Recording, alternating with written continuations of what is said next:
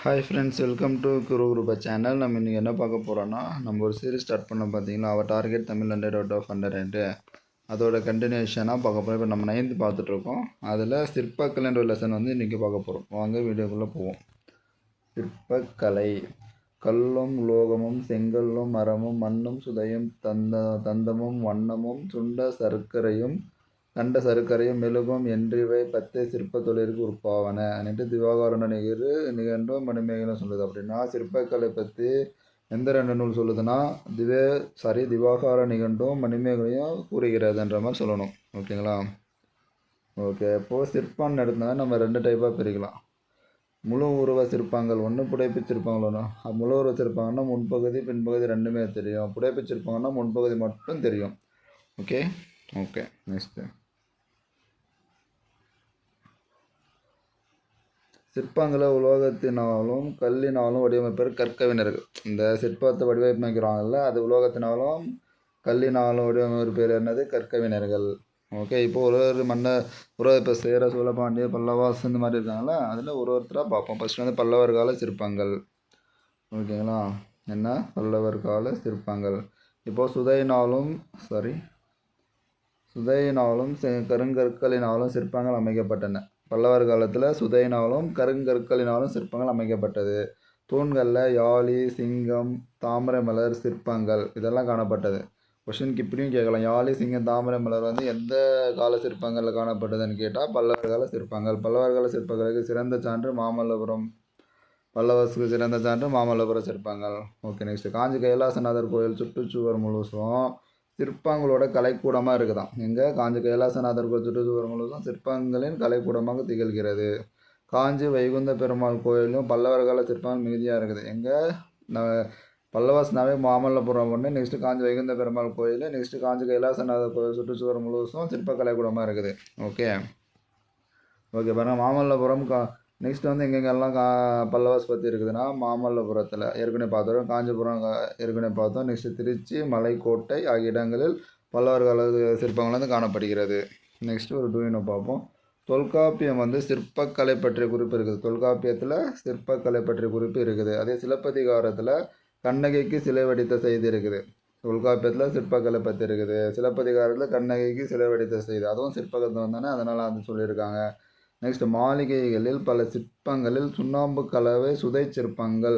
நான் எப்படி ஞாபகம் வச்சுப்பேன்? சுதையினை வந்தாவே மணிமேகலைன்னு எனக்கு ஞாபகம் வச்சுப்பேன். அந்த மாதிரி தான் ஞாபகம் வச்சுப்பேன். சுதை சிற்பங்கள் வந்தால் மணிமேகலை. ஓகேங்களா? நெக்ஸ்ட் பாண்டியர் கால சிற்பங்கள் பாருங்கள்.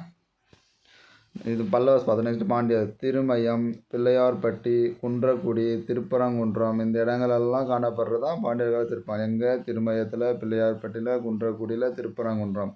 கோயில்பட்டிக்கு மேற்கே கழுகுமலை வெட்டுவான் கோயில் அமைந்துள்ள சிற்பம். கோயில்பட்டிக்கு மேலே கழுகுமலை வெட்டுவான் கோயில்னு ஒரு கோயில் இருக்குது. அது வந்து பாண்டியர் கால சிற்பங்கள் தான். ஓகே, நெக்ஸ்ட் சோழர்ஸ் பாருங்கள். சோழர் கால சிற்பங்கள்.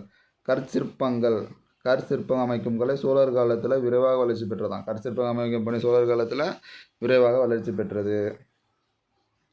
ஓகேங்களா? பாருங்கள், அந்த சோழர்ஸில் என்னென்ன பாருங்கள். தஞ்சை பெரிய கோயில் நம்மளுக்கு எல்லாருக்கும் தெரியும். முதலாம் ராஜராஜ சோழன் வந்து கட்டினது. அதே கங்கை கொண்ட சோழபுரம் யார் கட்டினா? முதலாம் ராஜேந்திர சோழன். கங்கை கொண்ட சோழபுரம் யார் கட்டினா? முதலாம் ராஜேந்திர சோழன். தாராசுரம் ஐராதீஸ்வரர் கோயில் யார் கட்டினா? 2ஆம் ராஜராஜ சோழன். தாராசுரம் ஐராதீஸ்வரர் 2ஆம் ராஜராஜ சோழன். திருபுவன வீரேஸ்வரம் 3ஆம் குலோத்துங்க சோழன். திருபுவன வீரேஸ்வரம் யார்? 3ஆம் குலோத்துங்க சோழன். ஓகே, இப்போ தஞ்சை பெரிய கோயில் பாருங்கள். 14 அடி உயரமுள்ள வாயிற்காவலர் உருவங்கள் இருக்குது. எங்கே? தஞ்சை பெரிய கோயிலில் 14 அடி உயரமுள்ள வாயிற்காவலர் உருவங்கள் இருக்குது. நெக்ஸ்ட் கங்கை கொண்ட சோழபுரம். ஒரே கல்லில் அமைந்த நவகிரகம், சிங்கமுக கிணறு இதெல்லாம் கங்கை கொண்ட சோழபுரத்தில். புதுக்கோட்டையில் நார்த்தாமலையில் நடன முத்திரைகளுடன் கூடிய சிற்பங்கள் இருக்குது. புதுக்கோட்டையில் நார்த்தாமலையில் நடன முத்திரைகளுடன் கூடிய சிற்பங்கள் இருக்குது. அதே புதுக்கோட்டையில் கொடும்பாலூரில் 2ஆம் பராந்தக சோழனால் கட்டப்பட்ட மூவர் கோயில் இருக்குது. எங்கே? புதுக்கோட்டையில் கொடும்பாலூரில் 2ஆம் பராந்தக சோழனால் கட்டப்பட்ட மூவர் கோயில் இருக்குது. அதே திருச்சிராப்பள்ளி ஸ்ரீனிவாசநல்லூரில் குரங்கநாத சிற்பங்கள். திருச்சிராப்பள்ளியில் ஸ்ரீனிவாசநல்லூரில் குரங்கநாத சிற்பங்கள். சோழர் காலம் வந்து செப்பு திருமணிகள் பொற்காலம் பண்ணிட்டு நம்ம எல்லாருக்கும் தெரியும். ஓகேங்களா? புரிஞ்சுங்களா? அது டவுட் இருக்குங்களா? அப்போ கங்கை கொண்ட சோழபுரம்னா ஒரே கல்லில் அமைந்த நவகிரகம், சிங்கமுக கிணறு தான் கங்கை கொண்ட சோழபுரம். புதுக்கோட்டை நார்த்தாமலையில் நன்னசு முத்திரைகள், புதுக்கோட்டை கொடும்பனூரில் இரண்டாம் பராந்தக சோழன் கட்டப்பட்ட மூவர் கோயில், திருச்சிராப்பள்ளி சீனிவாசன் நன்னூரில் குரங்கநாதர் கோயில் சிற்பங்க. அப்புறம் சோழர்கள்லாம் செப்பு திருமணம் பொற்காலம். Okay okay next do you know பாருங்கள். மாமல்லபுரத்தில் சிற்பக் கல்லூரி இருக்குது. சுவாமிமலை, கும்பகோணம், மதுரை இங்கெல்லாம் உலோக படிமங்கள் செய்யும் பயிற்சி நிலையங்கள் இருக்குது. எங்கெங்கே? சுவாமிமலையில், கும்பகோணத்தில், மதுரையில் உலோக படிமங்கள் செய்யும் பயிற்சி நிலையங்கள் இருக்குது. கும்பகோணத்தில் அரசு கவின்கலை கல்லூரி இருக்குது. கும்பகோணத்தில் அரசு கவின்கலை கல்லூரி.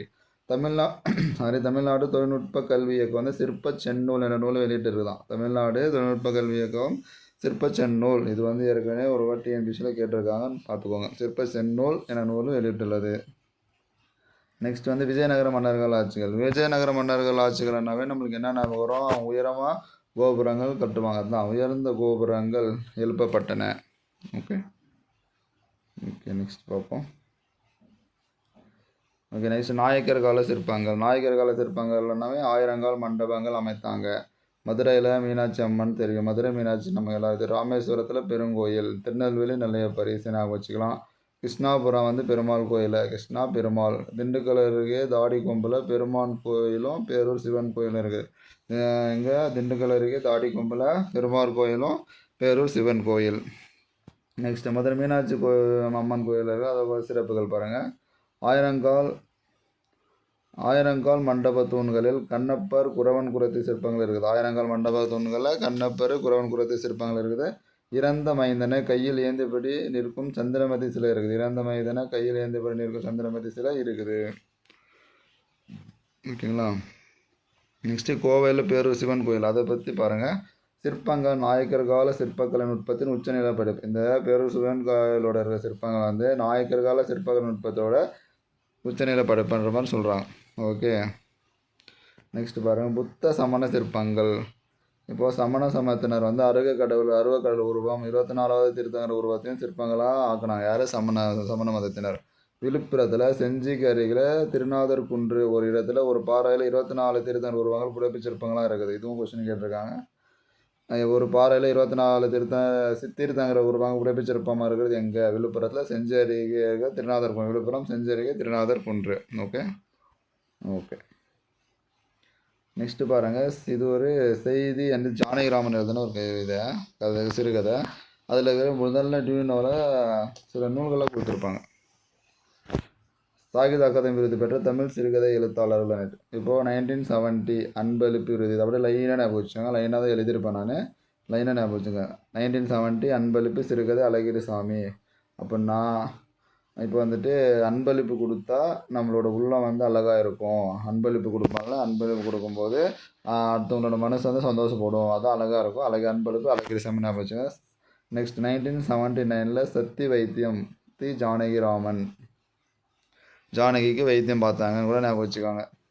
ஜானகிக்கு நல்ல சக்தி வரணும்னுட்டு வைத்தியம் பார்த்தாங்கன்னு கூட ஞாபகம் வச்சுக்கோங்க. 1979 சக்தி வைத்தியம் ஜானகிராமன்.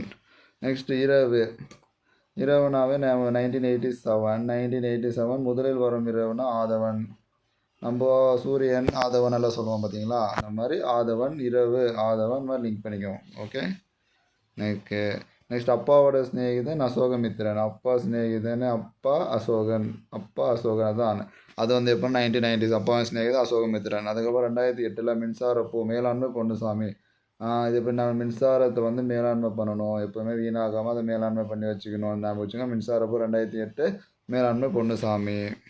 ஓகே நெக்ஸ்ட் பார்த்தா 2010 சூரியப்பூ சூடர்க்க நாஞ்சில் நாடன். 2010 சூரியப்பூ சூடர்க்க நாஞ்சில் நாடன். 2016 ஒரு சிறு இசை வண்ணதாசன். 2016 ஒரு சிறு இசை வண்ணதாசன். 2016 ஒரு சிறு இசை வண்ணதாசன். சிறுகதை என்பது என்னன்னு பற்றி எழுதினவர் புதுமை பித்தன். சிறுகதை என்னன்னு சொன்னவர் புதுமை பித்தன். ஓகே நெக்ஸ்ட் பார்ப்போம். ஜானகிராமன் தனது ஜப்பான் அனுபவங்களை வந்து உதயசூரியன் என்னும் தலைப்பில் சுதேசமித்திரன் என்ற வார இதழில் எழுதினிருக்கார். யார்? ஜானகிராமன்.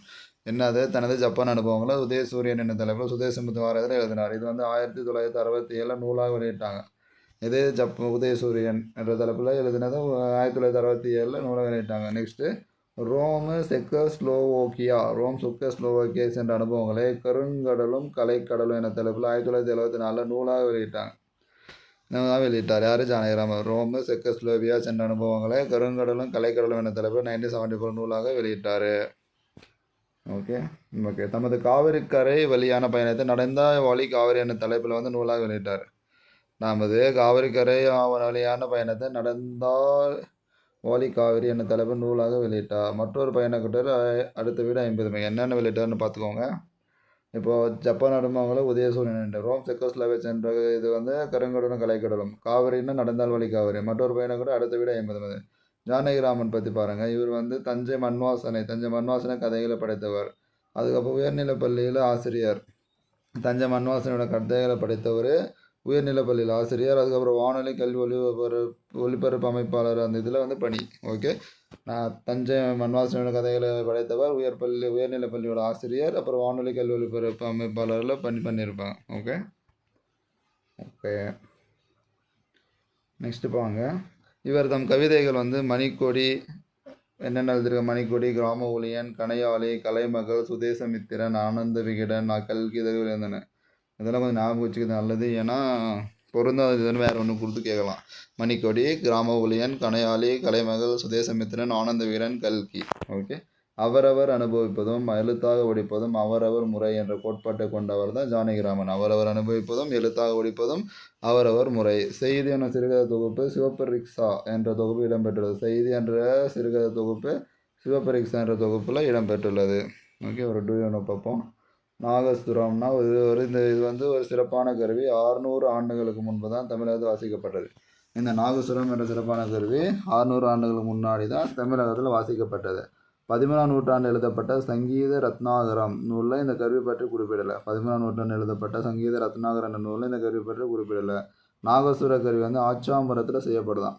இதில் செய்கிறாங்க ஆச்சாமரம். நாகசுரத்தோட மேல் பகுதி சீவாளி என்ற ஒரு கருவி உள்ளது. நாகசுரத்தோட மேல் பகுதியில் சீவாளி என்ற கருவி உள்ளது. சீவாளினா நாணல் என்ற புல்வகையை சேர்ந்தது. அந்த சீவாளி நாணல் என்ற புல்வகையை சேர்ந்தது. ஓகே ஃப்ரெண்ட்ஸ், அவ்வளோதான். இந்த வீடியோ உங்களுக்கு பிடிச்சிருக்குன்னு நினைக்கிறேன். இந்த மாதிரி யூஸ்ஃபுல்லான கண்டென்ட் வேணும்னா நம்ம குரு சேனலை சப்ஸ்கிரைப் பண்ணுங்கள். தேங்க்யூ.